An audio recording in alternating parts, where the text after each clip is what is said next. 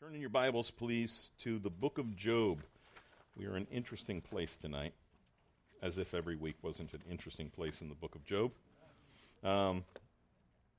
Last time we went through chapter 15, we've spent 4 weeks so far.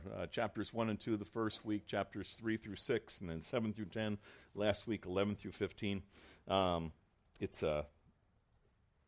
It's one of those things, there's always that, my default is to teach verse by verse. While I enjoy doing it, and there's certainly nothing wrong with that, I think it's a great way of doing it. But the structure of the book of Job is such that the arguments that we've already been through, so far, let me back up for a second. There are 3 rounds, if you want to put them that way, 3 rounds of arguments. So Eliphaz, Bildad, Zophar come on the scene. They spend a week with Job, day and night, don't say a thing for 7 days. And then they begin to speak. And so in that order, Eliphaz, Bildad, Zophar, Job responds after each one. We just finished up chapter 15. That was round 1. Now we're going to go into round 2. Eliphaz, Bildad, Zophar, and Job responding. And then we'll go into round 3. It's the same thing. And I feel funny saying this, but I hope you understand what I'm saying, because this is the Word of God, so don't misunderstand what I'm saying. But it's the same argument. They're using the same arguments. These guys continue to use the same arguments. They're just getting more tense, and they're getting sharper, more hurtful. And so if we continue in a verse-by-verse way, we'll be finishing up around Easter sometime. So I'm sort of on the horns of a dilemma in this, and what I'm going to try to do tonight, Lord willing, is make a lot of progress. Most people would say, well, Hessler, 4 chapters, 5 chapters a week's a lot of progress for you. I know. But Lord willing, we're going to go through chapter 31 tonight. Lord willing, he said. Well, I think the Lord's willing. I guess the flesh is what's weak. So, but I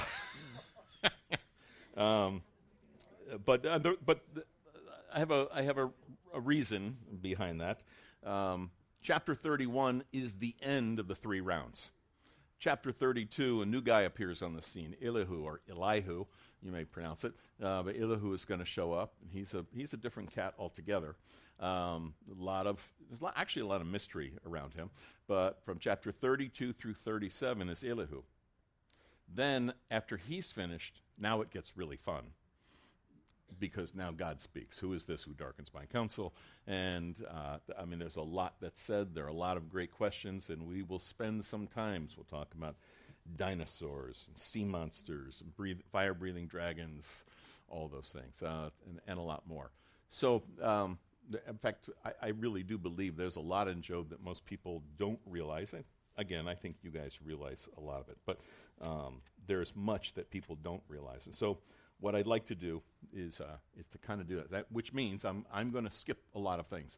But you've probably already read through the book a few times. So that being the case, let's dive in. All right, so last time we finished up in chapter 15, and we were actually beginning round 2 last time, Eliphaz.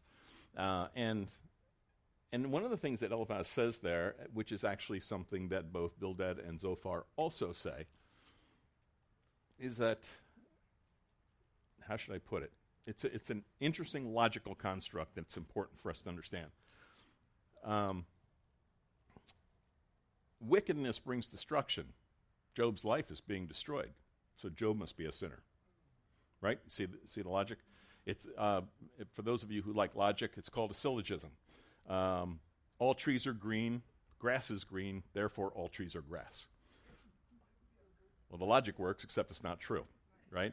So, and I've been saying it a different way through the past 4 weeks. I've been saying, look, you can't look at someone's condition and based upon that condition conclude that it's their sin who got them there. I know I've referenced, and probably will again tonight, Psalm 73. Why do the wicked prosper? Because if when we look at the wicked, that's what we read in Psalm 73. Job's going to say it tonight in a couple different places, that the wicked, they're fat, they're happy, their cattle are doing well, everything's fine, yet they're wicked, right? And here's a man who is a righteous man, Job, and yet he's in this condition.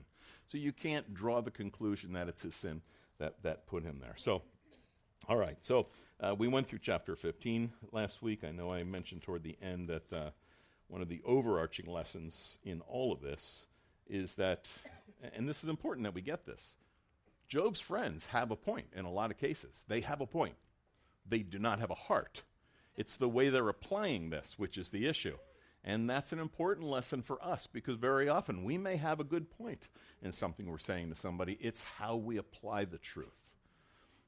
Speaking the truth in love, we read in Ephesians, right? Those two have to be together. The truth has to be balanced with love. Love has to be balanced with truth, right? The application works that way. Okay, so let's start to dive in. Take a look here at chapter 16. So Job now responds to Eliphaz.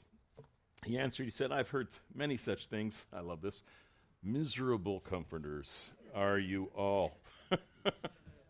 Yes, they are. Shall words of wind have an end? Like, you guys are full of wind. That's all you do. Or what provokes you that you answer? I also could speak as you do. If your soul were in my soul's place, I could heap words against you and shake my head at you, but I would strengthen you with my mouth. It would be better, in other words, to comfort you, to encourage you. That's the idea of strengthen, to encourage you.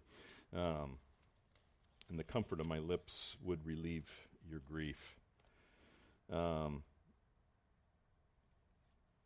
He says, though I speak, my grief is not relieved. If I remain silent, how am I eased? But now he's worn me out. You've made me desolate. You've made desolate all my company. You have shriveled me up. It's a witness against me. My leanness rises up against me, bears to my face. He's speaking to God. Now he speaks about God. He tears me in his wrath. He hates me. He gnashes at me with his teeth. My adversary sharpens his gaze at me. They gape at me with their mouth. They strike me reproachfully on the cheek. They gather against me. I mean, you start to see what's happening here with Job. I mean, he's going deeper and deeper as we go through this, what we're going to look at tonight. The brother is finding himself in he's already in clearly a very deep valley, but he's becoming extremely depressed about his situation. He says, although no violence, verse 17, although no violence is in my hands, my prayer is pure. He's charging God with everything that's against him. With everything that has come against him, he's charging God. He recognizes that God is the one who's put him into this situation. And yet, and I think it's important for us to remember, as much as we love Job, as much as we see him as a righteous man and all these things, he's not the highest example of faith. I'm not putting him down. I'm just saying let's bear that in mind. I mean, he's not the highest example of faith that we have in the Scripture. But he is an example of how difficult it is for us to deal in the natural when the things that we have, when the things we've come to depend on, our health, the lives of the people we love, our wealth, when all those things are shattered, and in Job's case, in a matter of moments, when those things are shattered, how difficult those things become, and how difficult it is to know how to even process through some of those things. In fact, he says, although no violence is in my hands, and my prayer is pure, he says, but, verse 18, O earth, do not cover my blood. Let my cry have no resting place. That may ring a dinger for you, but that idea that the blood cries out from the ground, I suspect that a lot of us don't think about that kind of thing. That, you remember Genesis chapter 4 when God speaks to Cain. He says, the blood of your brother cries out from the ground. That God knows it all. Life is in the blood.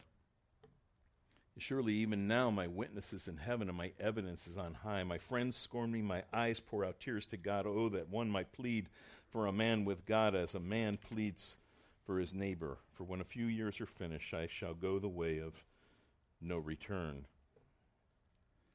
And now he begins to pray to be set free, and particularly to be set free from these three guys. I don't know how else to put it. It says, my spirit's broken, my days are extinguished, the grave is ready for me. Are not mockers with me?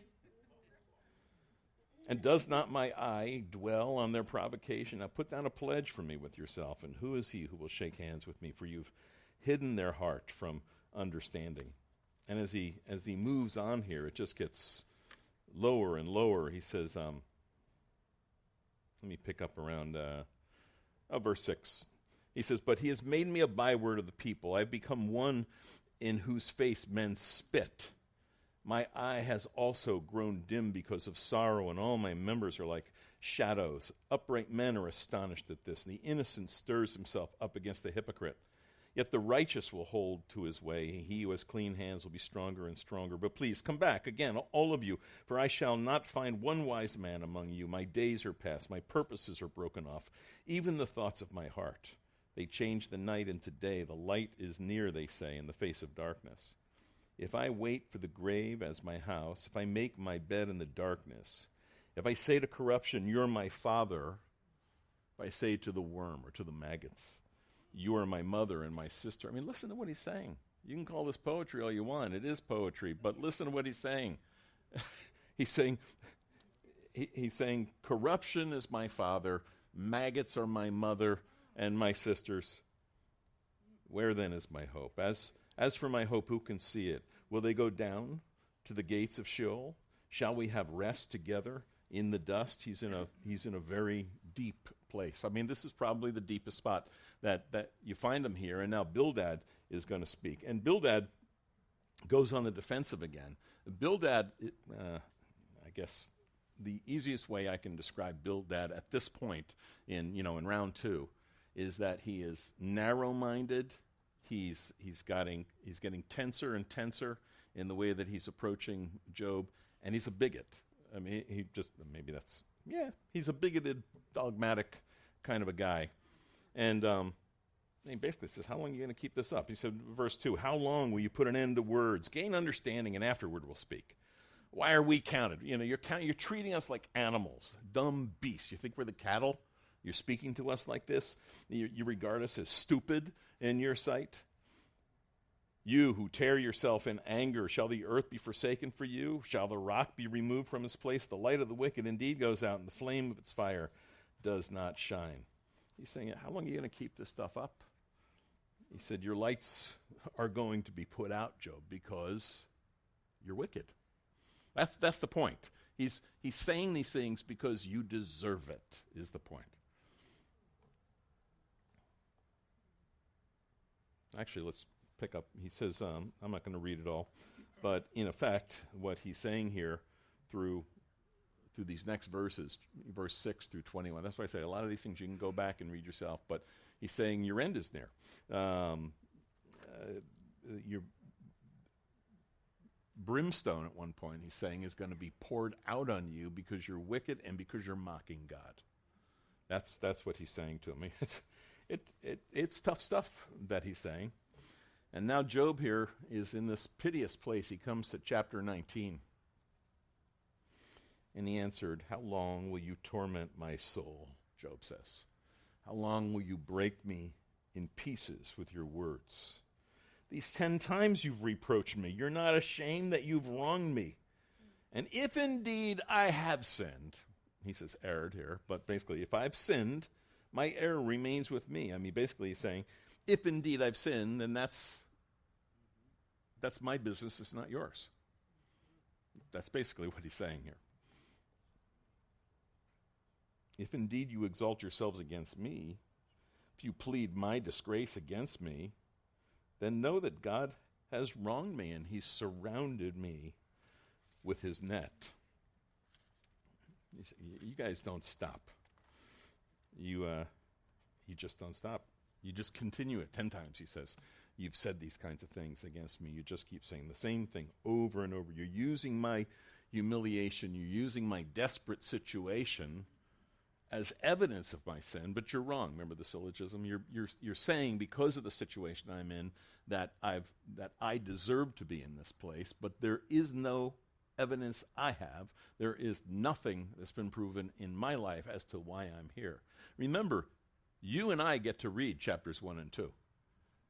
He hasn't read this. And it brings up questions to me, but I mean, I don't know. It's just the more I read through it, I have to ask, so what does Job know? Not about his own situation. Obviously, he doesn't know. He doesn't know that that God has put the challenge, before Satan. What's his understanding of Satan? I don't know. I mean, there must be an understanding, somewhat, but not the kind of understanding that you or I have. So what does he understand about what's gone on, the scene behind the scene? It's not evident to me that he really has any understanding. We're still in chapter 19. Okay. I just want to make sure where I'm at here before I... okay. I had to write some notes. I don't normally do this kind of thing, just so I can make some progress through this here tonight.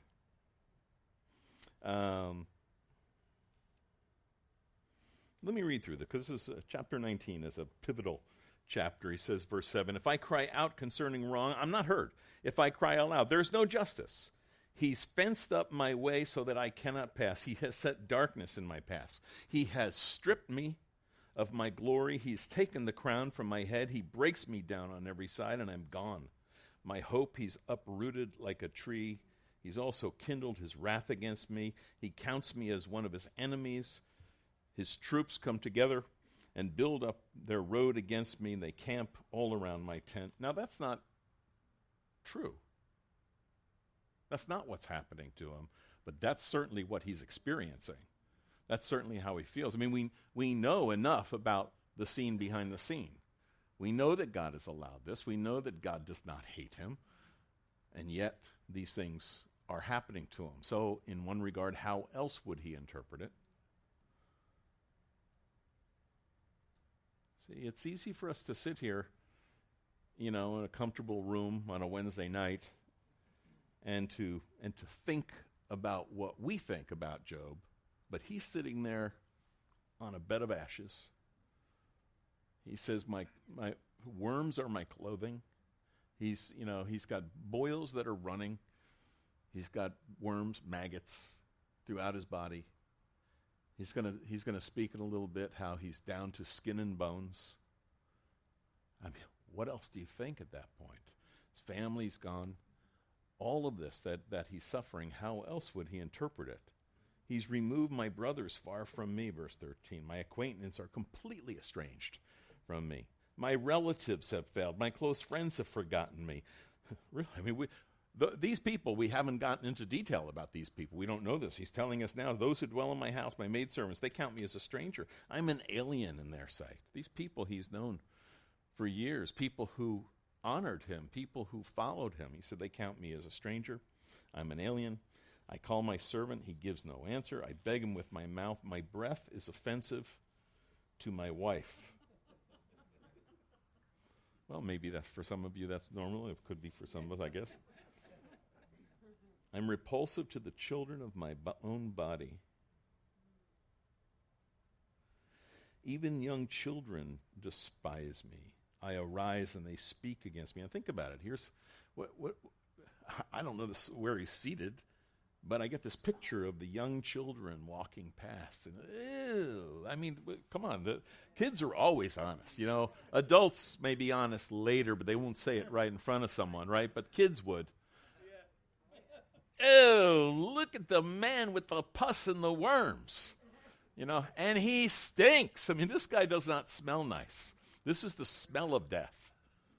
It really is. It's the stench of death. And he's living with it day and night.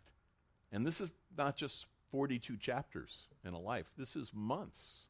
I mean, how long has this gone on? I know I've touched on this a couple times over the weeks, but, it's been how many months before his friends even got there?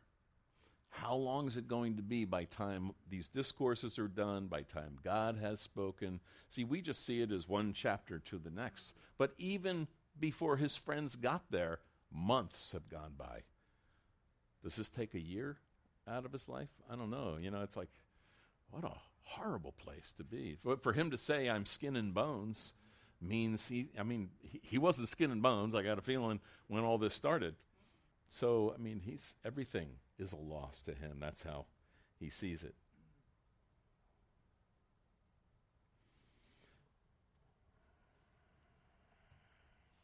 When we look at this,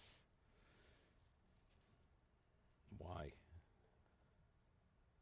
We'd love to reduce life to simple principles. Do good, God will bless you.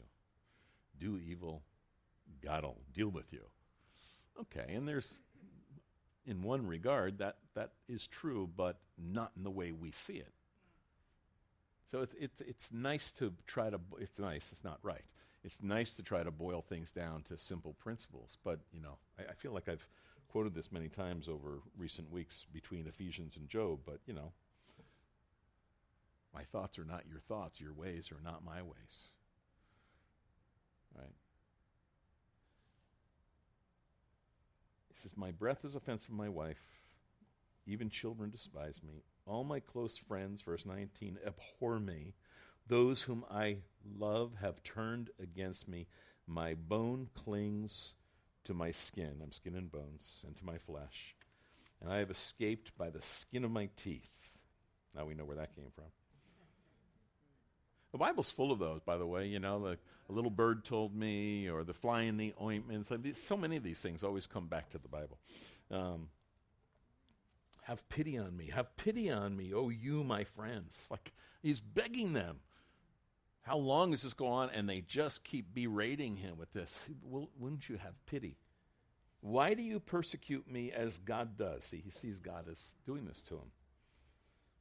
And are not satisfied with my flesh. So here he is now, I think, at his lowest point. Oh, that my words were written. He didn't know that they would be, but here they are, right? Oh, that they were inscribed in a book, that they were engraved on a rock with an iron pen and led forever. And what would you say, Job, if your words could be written down? This is fascinating to me. What would he write? I'm sure there's a lot of things he might want to write, but I think that this is the summary of it right here. For I know that my Redeemer lives. Whoa, stop. When's he writing this? 4,000 years ago. 2,000 years before Christ. I don't know the exact time. I'm just guesstimating. It's about the time of Abraham to Isaac, somewhere in that range. That's 2 millennia before Christ.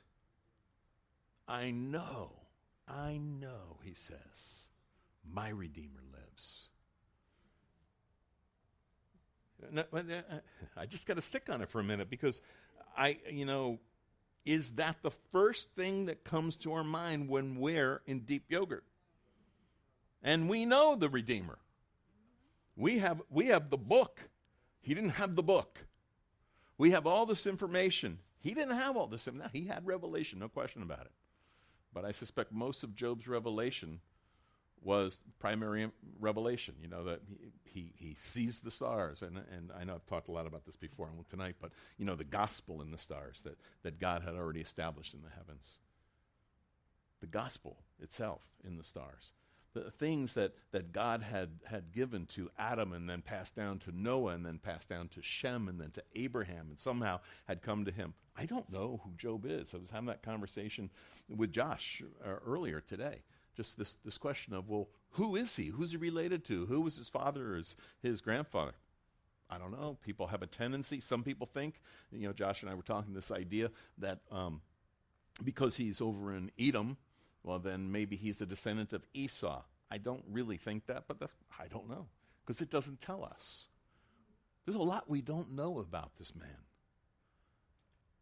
But he knows that his Redeemer lives. Just the word itself, the idea of to be redeemed, redemption, that's a concept that is not even on the lips of many Christians.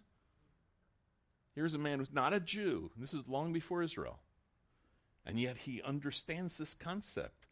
I know that my Redeemer lives. And that's, not that that's small, okay? I know you guys are over there. I just want to see it better. It's great that he understands that. But look at what he says here. I know that my Redeemer lives. And he shall stand, the Redeemer, my Redeemer, and he shall stand at last on the earth. And after my skin has been destroyed, he's watching his skin be destroyed. He's watching his body be eaten away. He's believing that he's going to die soon. He doesn't know chapter 42. He doesn't know how everything's going to be restored. He doesn't understand double blessings for himself. He doesn't know that stuff yet. After my skin has been destroyed, this I know, that in my flesh I shall see God. Whoa. In my flesh, after my body's been destroyed, yet in my flesh, work through the logic, in my flesh I shall see God. He knows his Redeemer is God. I mean, start to pull this apart and see just how powerful is this revelation that this man has, that he lives with. In my flesh I shall see God, whom I shall see for myself. My eye shall behold, not another, how my heart yearns within me. So here's a man deep back in antiquity, at the time of the fathers, long ago. He understands my Redeemer lives. I will die, and yet resurrection. He understands resurrection. Physical, bodily resurrection. In fact, I'll go further and say he believes in the coming of Messiah. Yes, the coming of Messiah who pays the price for sin, but also return of Messiah who will establish kingdom. Now, I want to be careful. I don't want to put words in Job's mouth, but he understands he'll establish a kingdom. That's, again, even for many Christians, I wish people would read their Bibles more. But here's a guy thousands of years before Christ, before the nation of Israel, and he gets that. He understands that. Blows my mind. It just blows my mind. And we can say, boy, he was really in the pit, and he was. Look, it's interesting how God will sometimes take us to a place where we say, I've had it. I'm ready for the grave. And how God will take a situation in our life and turn it and make it very difficult for us, more difficult than we even thought it was, in order to teach us a truth that we weren't going to learn any other way. That's not a real popular thing to say to most people, and especially, if you don't mind me saying so, in America. Because generally, American Christians, all of us, want to believe that God's just going to make things good for us. But God uses a situation and he tightens the screws sometimes in order that we would look to him. Because we're inclined to look at ourselves. We're inclined to look at other people. And what he wants is to take our eyes off of the others and to look to him. I know that my Redeemer lives. I've recommended a couple of commentaries. Well, one is a devotional. I recommend a commentary too. Another one is by a guy. One of my favorites over the years is Ray Stedman. He's with the Lord now, but Ray Stedman was Southern California. But I was going to say, but he was a good preacher. I didn't mean it that way. He was a great pastor, written a lot of good things. Ray Stedman, wrote a poem. Let me read it to you. In his commentary, he included this. I remember reading this somewhere along the line, but I have no idea. But it made a lot of sense here. Don't know the author of this poem, but it's true. When God wants to drill a man and thrill a man and skill a man, when God wants to mold a man to play the noblest part, when he yearns with all his heart to create so great and bold a man that all the world should be amazed. Watch his methods, watch his ways. How he ruthlessly perfects whom he royally elects. How he hammers him and hurts him with mighty blows, converts him into trial shapes of clay which only God understands, while his tortured heart is crying and he lifts beseeching hands. How he bends but never breaks when his good he undertakes. How he uses whom he chooses, and which every purpose fuses him, by every act induces him to try his splendor out. God knows what he's about. There's truth in that. Was it Tozer who said, before God can use a man mightily, he must first hurt him deeply? Doesn't sound good. It doesn't fit a lot of our theology. But it is true that God takes us through hard places in order to teach us principles about what it means to know and to love him that otherwise we wouldn't learn. Okay, chapter 20. We're making progress. We've got to make more. But, okay, so chapter 20, and actually some of this will go a lot faster. This is Zophar now. Zophar answered, and he said, therefore my anxious thoughts make me answer, because of the turmoil within me. I've heard the rebuke that reproaches me, and the spirit of my understanding causes me to answer. Basically, he calls Job a hypocrite. And basically, let me just sum it up. What Zophar has done, he continues what he began back in chapter 11. He says that Job is a hypocrite. He says that Job is full of empty talk. Basically, he's a fathead. He knows all. That he claims to know all these things about God, but he really doesn't. He's hiding something. You can go back and read some of these things for yourself. Chapter 21. Then Job answered. He said, listen carefully to my speech, and let this be your consolation. Bear with me. I love this. Bear with me that I may speak, and after I've spoken, then keep mocking. Like he's got their number. You know, yeah, just give me a moment. Let me say some things, and then you mock on. Go ahead with, whatever you want. He seems calm enough, but he clearly sees that his friends are mocking him. As for me, is my complaint against man? And if it were, why should I not be impatient? Look at me, be astonished, put your hand over your mouth, even when I remember and I'm terrified and trembling takes hold of my flesh. Why do the wicked live and become old? Yes, why do they become mighty in power? He's giving us what we also read over in Psalm 73, in essence, okay? Why do the wicked live and become old? Why do they become mighty in power? Why are their descendants established, their offspring before their eyes, and their houses are safe from fear? They're not afraid of God's punishment.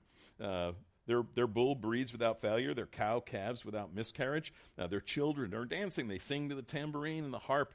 They spend their days, verse 13, and in a moment they go down to the grave. In other words, it's as if they're defying everything you guys are saying.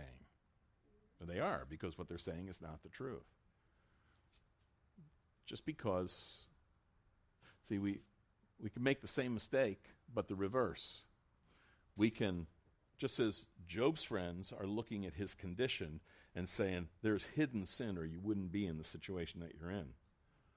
The flip of that is the danger each one of us has probably walked into it at least once in our Christian lives, and that is thinking that just because God hasn't whacked me yet, I must be okay. God must be winking at my sin. He's not winking at our sins. It's just as wrong as it was either way. So he's saying to them, look, guys, you're saying this, but look at the wicked. Look at the way they live. At some point, they're going to die. That's when they're going to meet their maker, so to speak, Yet they say to God, verse 14, depart from us. We don't desire the knowledge of your word. These are the ones who say, we don't want to even know you. Indeed, verse 16, their prosperity is not in their hand. The counsel of the wicked is far from me. Can anyone teach God knowledge? Verse 22, since he judges those on high, one dies in his full strength, being wholly at ease and secure. His pails are full of milk. I mean, this is a very, agrarian society. The marrow of his bones is moist. Another man dies in the bitterness of his soul.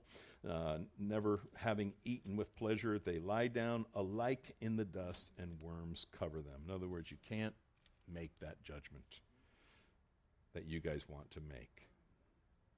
And now he's going to turn on his comforters.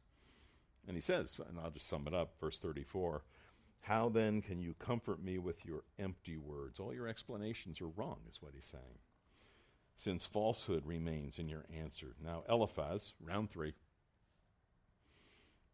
And an eloquent Eliphaz is losing his cool here. He's just like I said earlier, the same arguments, but they just get tighter and tenser and sharper. Can a man be profitable to God, though he who is wise may be profitable to himself? Is it any pleasure to the Almighty that you're righteous? Or is it gain to him that you make your ways blameless? And Job never said that his ways were blameless, or that he thought that his ways were blameless, only that he didn't understand what it was that put him into this situation. Is it because of your fear of him that he corrects you and enters into judgment with you? I need to step back here. I think one of the things that we might miss sometimes, even in our own lives, but certainly in how we look at this, the angels have to make report to God. God says to Satan, "Where have you been? I've been, walking to and fro about the earth. Have you considered my servant Job?" And of course, we know the things that he said. He said, Job's a mercenary. He only serves you because you bless him. All these things. God says you can do what you want, just don't touch his body. He does all that. He loses round 1 with God, and then he comes back and he says skin for skin. God says you can touch his body, don't take his life. All that. Now he finds himself in this situation. So we look at these things, and they're terrible. I mean, I'm not minimizing it. Don't misunderstand what I'm saying. The loss of all of his wealth, the loss of his children, the loss of so many of his servants, the loss of his own health. And as bad as that is, what we may well miss as we're going through this is the way that Satan is using his 3 friends against him. Satan's using his friends against him. Now, God is going to change that around, but Satan is doing that. And even here, as Eliphaz says to Job, verse 4, is because of your fear of him that he corrects you and enters into judgment with you. Satan will always try to get us to blame God, to bring accusation against God. That's what he's doing in this situation. Therefore, verse 10, snares are all around you, sudden fear troubles you, darkness that you can't see, and an abundance of water covers you. Is not God in the height of the heaven, and see the highest stars, how lofty they are? And you say, what does God know? Or yet you say, what does God know? Can he judge through the deep darkness? In other words, he's saying that God knows all things. You can say what you want, but God sees through you, Job. And as he goes through all of this, what he's really doing is mimicking Job about these things. I'm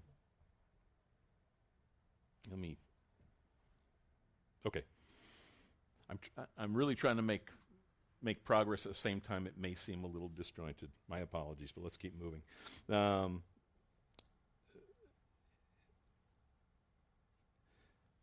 Eliphaz goes through a lot of the same argument, but here, beginning in verse 19, he says, acquaint yourself with him, with God, and be at peace. And then good will come to you. Receive instruction from his mouth. Lay up his words in your heart.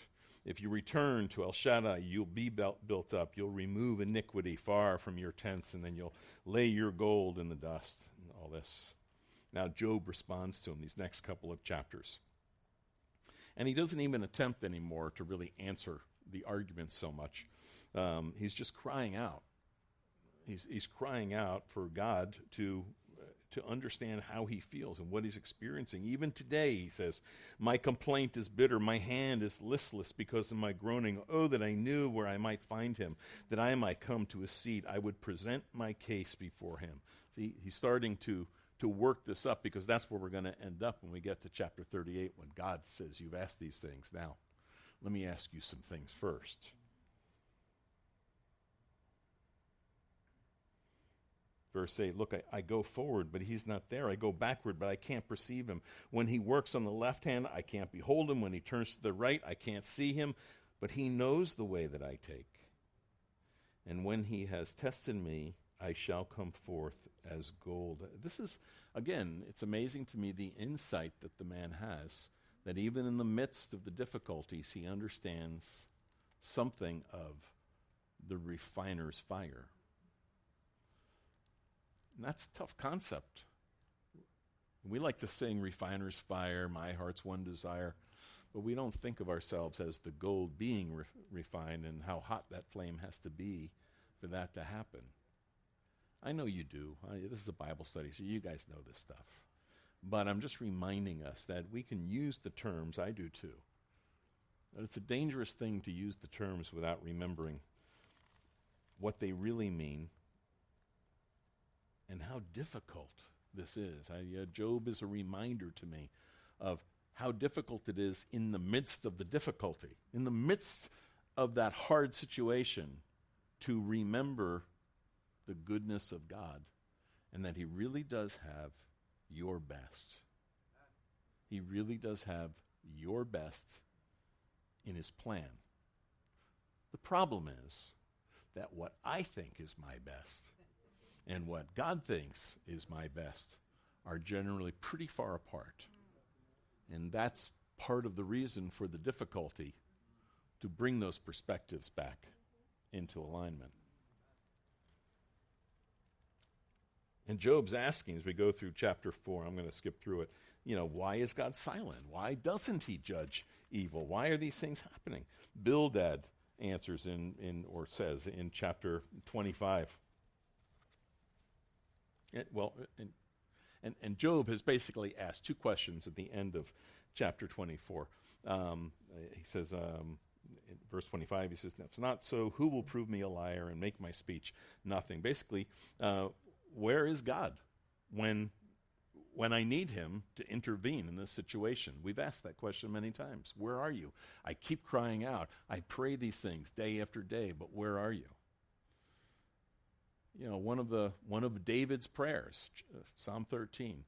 How long, O God, will you forget me? There's a question. Will you forget me forever? I mean, it's a short psalm. Over and over and over, he asked that question until his revelation at the end, where he remembers the goodness of God, that God really does have his plan and have him in his plan. And the other question, why is he silent when we think he should speak?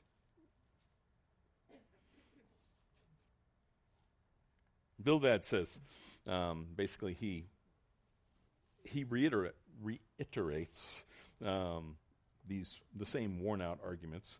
He says, how can a man, verse 4, how can a man then be righteous before God? How can he be pure who's born of a woman? All right, if you're a man, if you're a human being, you can't be righteous, and you're not, Job. How much less a man who's a maggot, and the son of man who's a worm? And Job's had it pretty much at this point, and he's ready to just hang up the phone, okay? I don't know how else to put it, but that's pretty much where Job is at this point. And he asks these great questions, chapter 26. How have you helped him who is without power? How have you saved the arm that has no strength? How have you counseled one who has no wisdom? How have you declared sound advice to many? To whom have you uttered words? And whose spirit came from you? Yeah. Satan is using these guys. Job's addressing it. Satan is using these guys, but God is going to, I should say Satan sent these guys. Maybe that's a better way of putting it. But God is going to use these guys ultimately. The dead tremble, verse 5. Those under the waters and those inhabiting them. Sheol is naked, he says. Sheol is naked before him. Destruction has no covering. He stretches out the north over empty space. He hangs the earth on nothing. Real quick, the verse 6, Sheol is naked before him. We're so familiar with this passage, Psalm 139. Where can I go from your spirit? Where can I flee from your presence? If I go up to heaven, you're there. If I make my bed in Sheol, you're there. This idea of the nakedness and the openness of Sheol, God knows it all. God sees it all. Really, and what he's getting to here, and we have no time to get into this, but when we get into those last chapters, chapter 38 through 41, we're going to pull some of this apart. There's great insights. I forget the number. Some people estimate there are at least 10 major scientific discoveries that were certainly not known in Job's days by any means, but they're written about here. But look at what he says. How often do we read this? He stretches out the north over empty space. He hangs the earth on nothing. He hangs the earth on nothing. How does Job understand that? He has no telescope. You understand that? There's no telescope. How does he understand? And we talk about, in Isaiah that God sits above the circle of the earth. Some would like to, translate that as sphere. That's not exactly what it says in Hebrew, but he sits above the circle of the earth. He hangs the earth on nothing. He binds up the water in his thick clouds, yet the clouds are not broken by. He talks here about he will in a moment talk about the law of the rain. I mean, you don't think much about the law of the rain, do you? What is the law of the rain? Well, there's probably a lot to it, but I mean, just in the simplest context, think of the whole idea of the hydrologic cycle. How many billions, hundreds of billions, I would estimate, of hundreds of billions of gallons of water daily that go up to heaven and then come down from the heaven to water the earth. The cycle. I love it. It just evolved from, it just crawled out of the slime somehow. But there's just that concept, the law of the rain, all these things that God has in his control. And Job understands these things. I mean, enough. By observation. What would we understand if we just observed? Just if we observe. He drew a circular horizon on the face of the waters at the boundary of light and darkness. Verse 13, by his spirit he adorned the heavens, his hand pierced the fleeing serpent. Indeed, these are the mere edges of his ways. Just the edges of his ways. And how small a whisper we hear of him. And you do. We really do. We hear just a small whisper of God. But the thunder of his power, who can understand? These are just some of the great mysteries of God, and no one can fathom these things. Chapter 27, into chapter 28. Verse 12, where can wisdom be found, and where is the place of understanding? Man doesn't know its value, nor is it found in the land of the living. The deep says it's not in me, wisdom. The deep says wisdom is not in me. The sea says it's not in me. It can't be purchased for gold. It can't, nor can silver be weighed for its price. It is interesting, he says, verse 22, destruction and death, Abaddon, death and Abaddon say, we've heard a report about it with our ears. This is Job speaking. What does he know? How does he know? And yet he says some of this. Now, I'm not going to hang my hat on every single thing he says in terms of his theological truth, but there is great truth that he's saying and great insight into the fact that there is mystery. Because we do have a tendency to package things up very neatly and think we understand a lot. We understand so very little. So very little. Where is this mystery? God understands, verse 23. God understands this way. He knows his place. He looks to the ends of the earth. He sees under the whole heavens. To establish, there you go. Here's one. To establish a weight for the wind. How many centuries later was it before anybody understood that wind or air has weight? I mean, and yet he gets it. He gets it. Verse 28, and to man he said, behold, the fear of the Lord, that is wisdom, and to depart from evil is understanding. We look at these three guys, and it's the old thing. You divide the world into two different types of speakers. People who have something to say and people who have to say something. And so you've got Eliphaz, who seems to be eloquent. He's a moralist. He's an apologist. He speaks in his own mind. He's speaking for God, so he thinks. Bildad is a legalist. He's a lecturer. I guess there's better words I could come up, but he's a legalist. He's a lecturer. Zophar is a dogmatist. He's very dogmatic in the way he goes about things, and he is a bigot. But thankfully, they're all finished. And Job now, verse 29, chapter 29, he continued his discourse, and he said, "Oh, that I were as in months past, as in the days when God watched over me, when his lamp shone upon my head, and when by his light I walked through darkness, just as I was in the days of my prime, when the friendly counsel of God was over my tent." We remember, especially in those difficult places, when there's dark clouds, when we can't get it, we can't really see what is the way to go here. How difficult is the situation? Every person maybe that you speak to has an argument with you. You can't get your finances right, your body's hurting, or whatever the case may be. And you remember that sweet spot that you used to have. That time with God, that sweet place.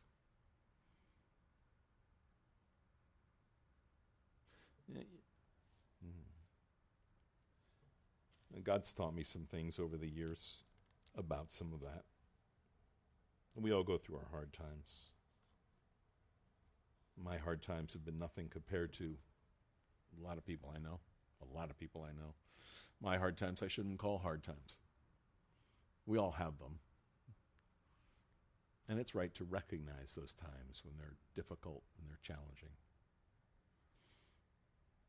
But years ago, God brought someone into our life, Renee's in my life, who really was in a difficult spot. Without meaning, it made no sense at all why they'd be in that place.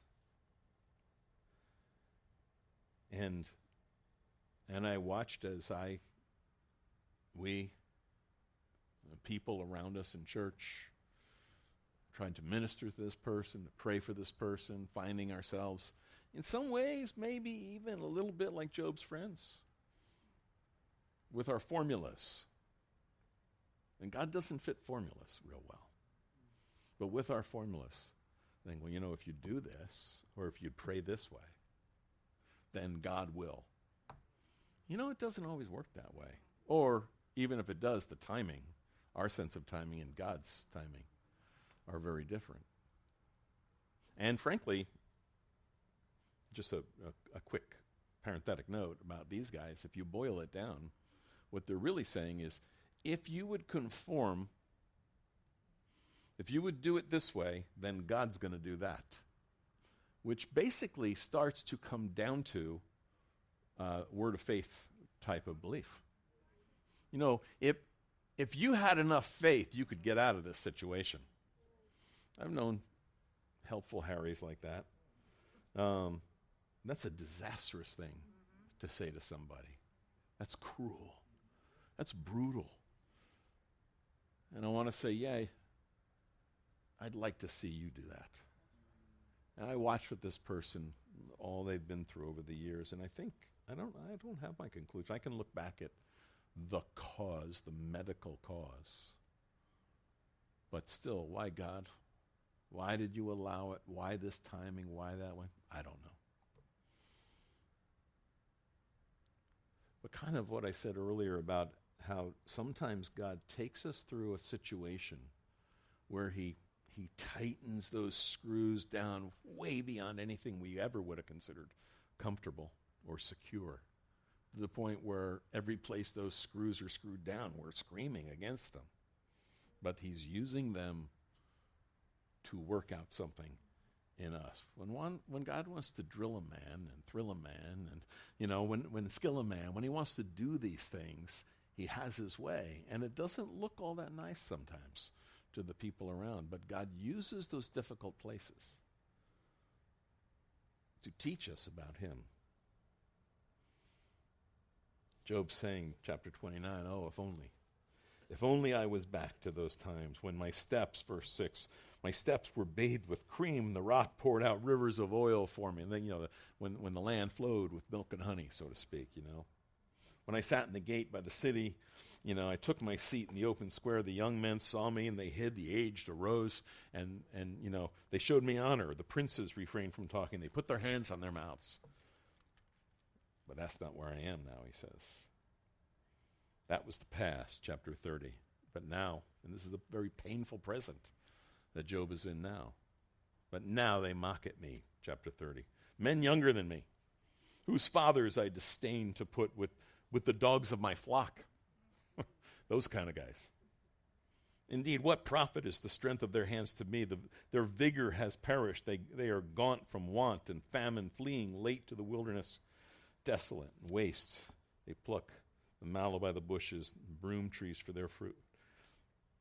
He goes on these 15 verses just describing how he's being mocked by his life and by the people, or by his condition, by the people around him, and especially these three guys. Now my soul, verse 16, is poured out because of my plight, and the days of affliction take hold of me.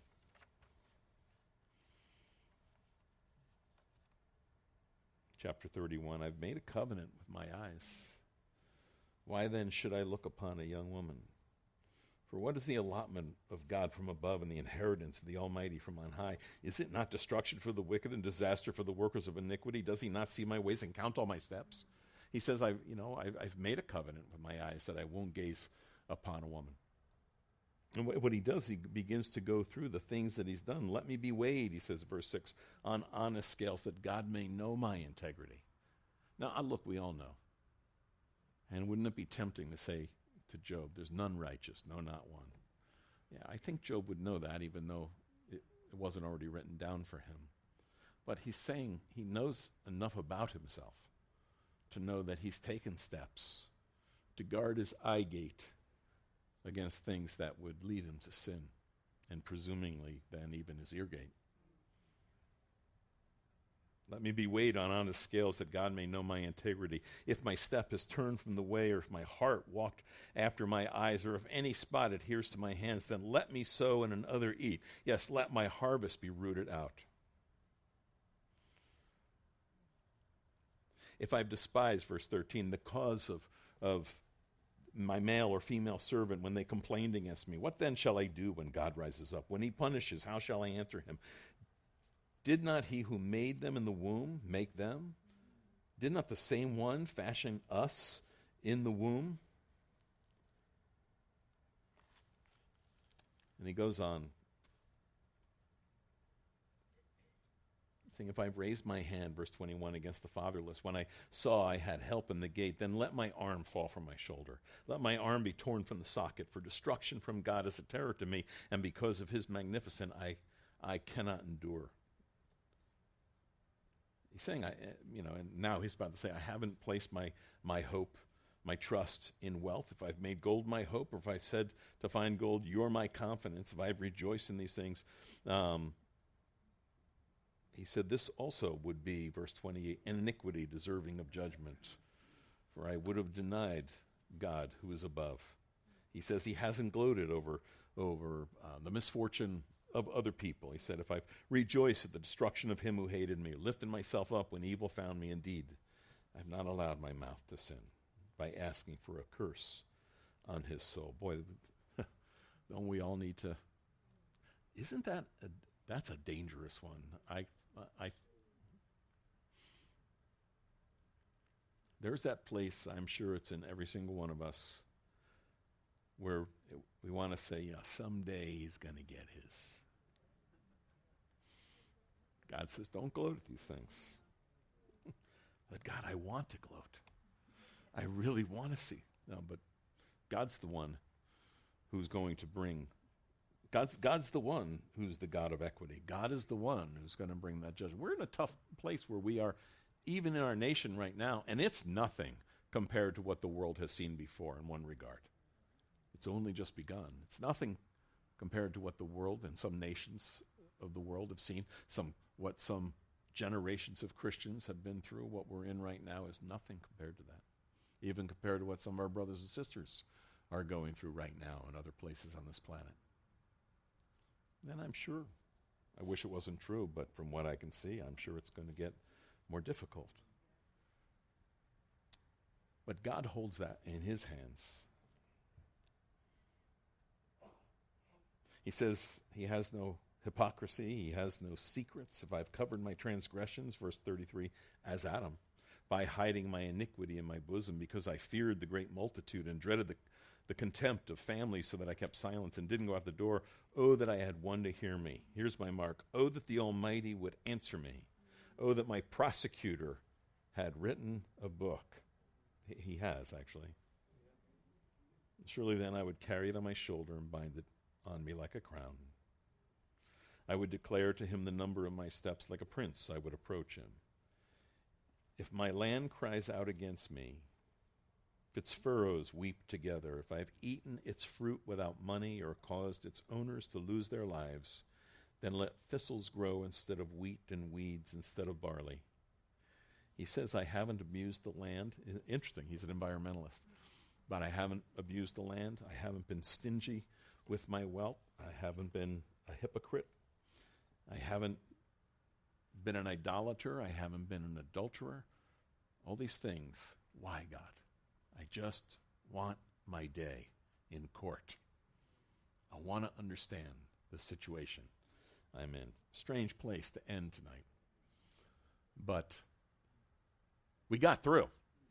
All 16 chapters or whatever it was. Eh? But why do I keep saying this A thing? It's only when you guys are there. But, you know, I say it again because we've gone through now 3 rounds. The arguments are no different, really, than they were in the first round. So now we're going to move into Elihu. So your assignment next week is communion. So come here for communion, please. But when we come back a week after that, whatever day that is, I guess the 1st of December, we're going to do those chapters 32 through 37 and see what this guy, and he's like I say, he's an interesting cat. But we'll go through that. And then we'll start getting into the end of December and into January. We're going to take our time going through chapters 38 through 42. These first chapters are essential to lay the groundwork for what happens next. Let's stand together.